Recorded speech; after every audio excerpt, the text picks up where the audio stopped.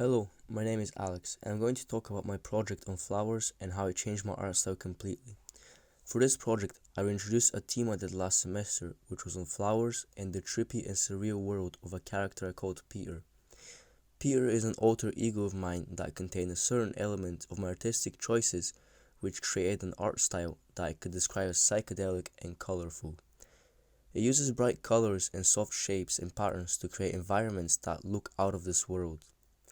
Somewhere between the color and shape, I decided that flowers would be pretty cool to include in the environment. This was how I created the final piece for that project. All of that was greatly inspired by the works of Yoi Kusama, who has been a very great inspiration and has helped me develop myself as an artist by creating beautiful art.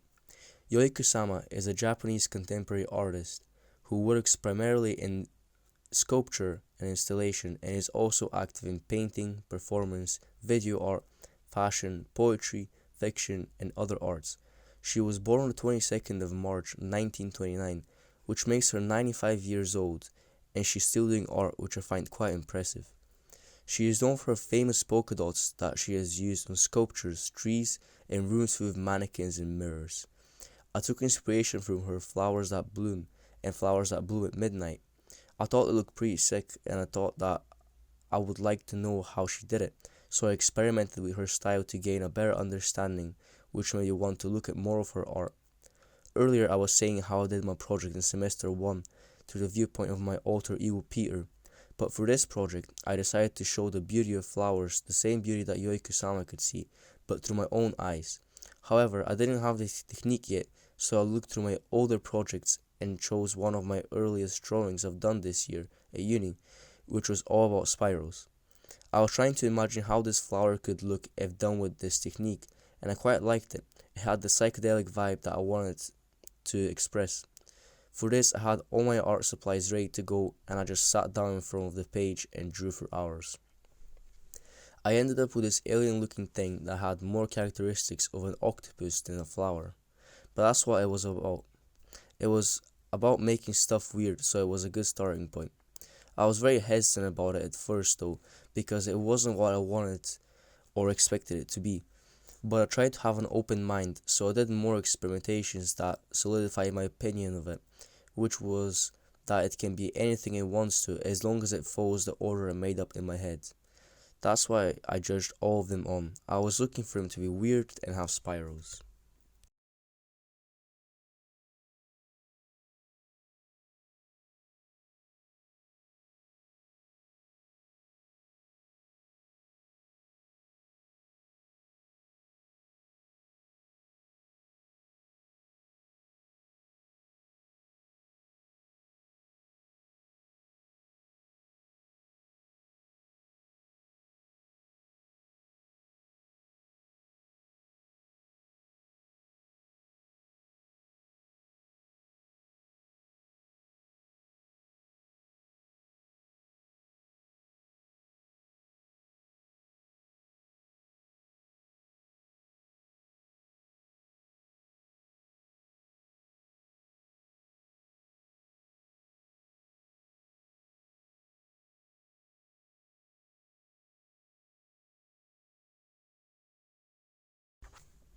Later on, I was researching Yoi Kusama's work for this project, and I stumbled upon her words from an interview of her talking about how after working on a painting for days, she was looking at her nets and dots for so long that when she looked out the window, she was hallucinating them in real life. This made me think, I really like spirals, so why not imagine flowers as if they were made out of them? And this happened. After making the red flowers, I experimented by trying to draw real flowers as spirals. I was trying to make them as visually appealing as possible because at the start I was struggling to wrap my head around how to put spirals and patterns on the flowers without making them seem too overwhelming. The process of making the flower was always therapeutic and natural, and the more of them I did, the less I had to force them to look good. I got a book from the library that I used consistently for inspiration. The book's creators are Roger Phillips and Martin Ricks, and it's called Annuals and Biennials, and it's a flower encyclopedia. When doing research with it, I just scrolled through the pages looking for flowers that grabbed my attention and looked pretty. but by the end of the project, I probably read all of it just by scrolling back and forth and reading the text out of curiosity. The sketches that I did from looking at the book mainly took the colors and shapes of the flowers and were conjoined with the style I created for the project.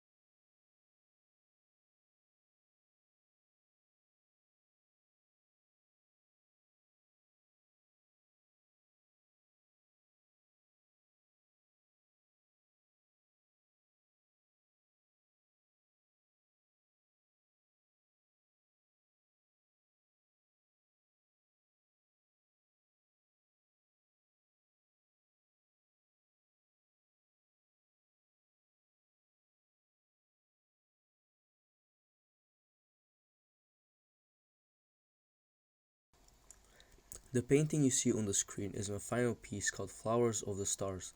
It was inspired by feelings, music, and two very important memories from my childhood. Firstly, I want to discuss the significance and symbolism spirals have for me.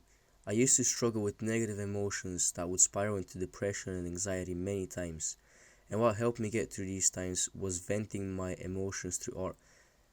But I hated them. Every single drawing that I made, I found repulsive, and yet I kept making them every time I felt like I was getting worse mentally. It almost felt like self harm. The way these drawings would come out would sometimes disgust me and make my mental health spiral even more.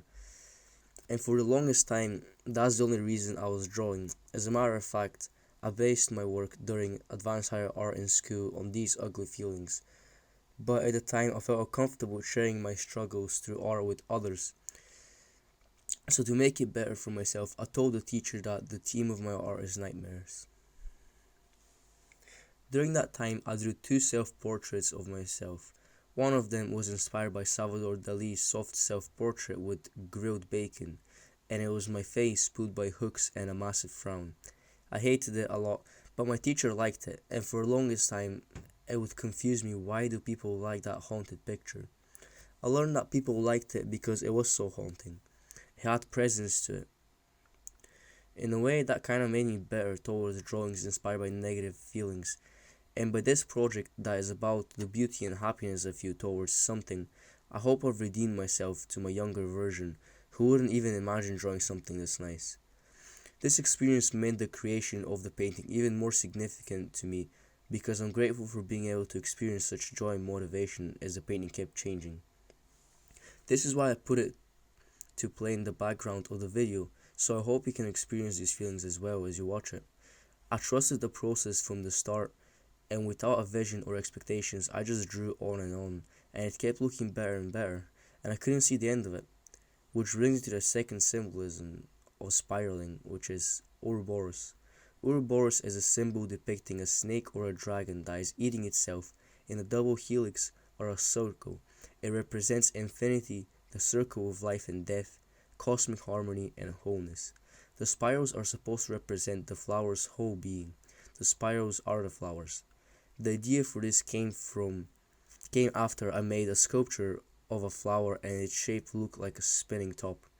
After pondering upon it for how many hours, I saw that the hole in the middle looked like it unwinds on the other side, and the more I looked at it, the more it looked like it was folding into itself like it had no end or beginning. The flower has spirals or patterns stretching from the very inside to the outer parts of the petals. This is supposed to represent the matter of the universe that is stretching through everything.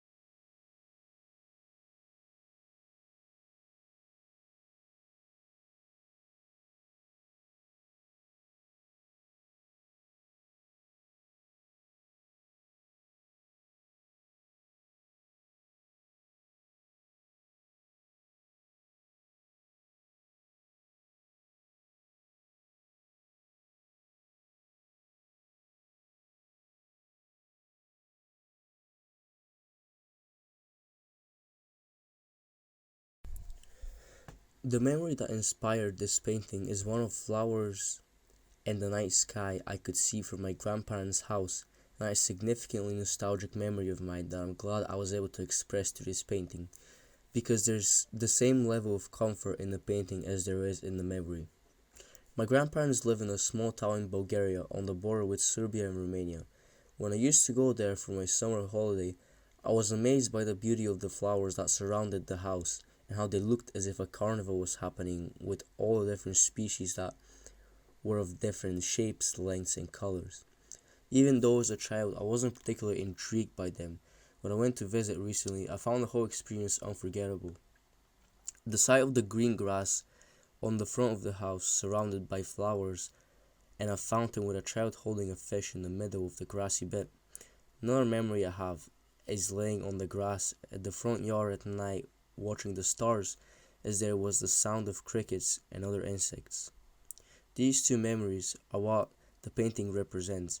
It represents the nostalgia and beauty I associate flowers with, and my love for the night sky in my hometown.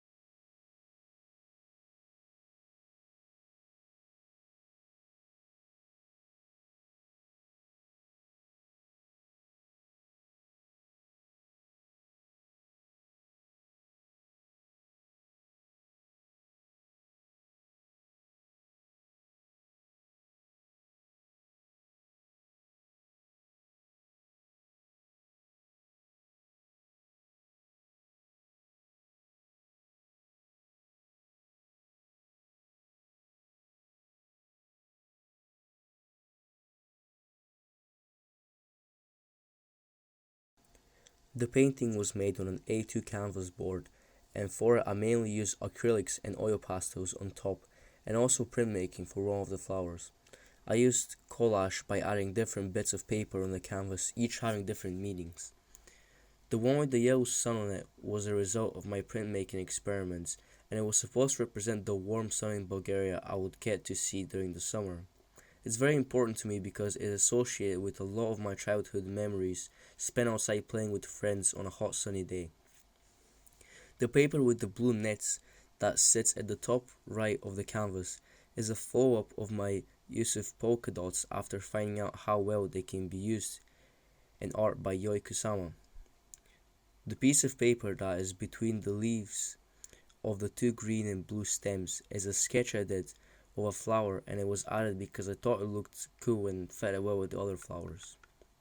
Finally, the last one is a picture I cut out from an old book that was ruined by dirt. It has no real significance other than that I think it looks nice. The cutout flowers on top of the painting were added because I wanted to experiment with collage. Some of them are pictures of flowers I took and printed out myself, but others I found from an old magazine cover.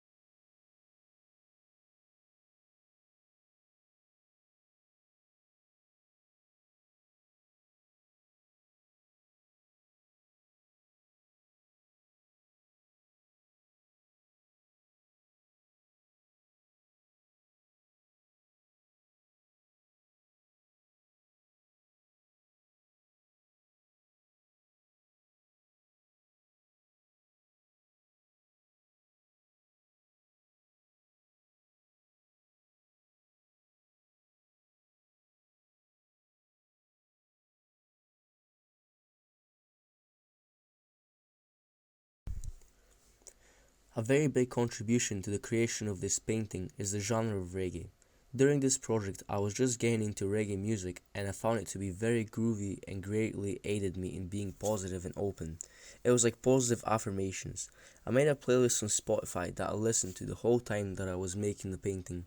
It made the whole process much more enjoyable and made me think about how when I listen to different genres of music, I'm able to create a different style of art, and I think reggae was the right one for this project because I was trying to invoke a positive emotion with the painting. In my playlist, I had many songs by Bob Marley and Barrington Levy. Some I found humorous while others were more meaningful, but overall, it was always a blast playing reggae while drawing. A lot of the songs seemed to be very cheery and playful on a surface level, but underneath they had a deeper meaning by talking about freedom and justice, and I was able to grasp the texts and meanings the more I listened to the music. I hope my painting has a similar effect of looking weird and colorful, but being able to provoke some thought in whoever is looking at it.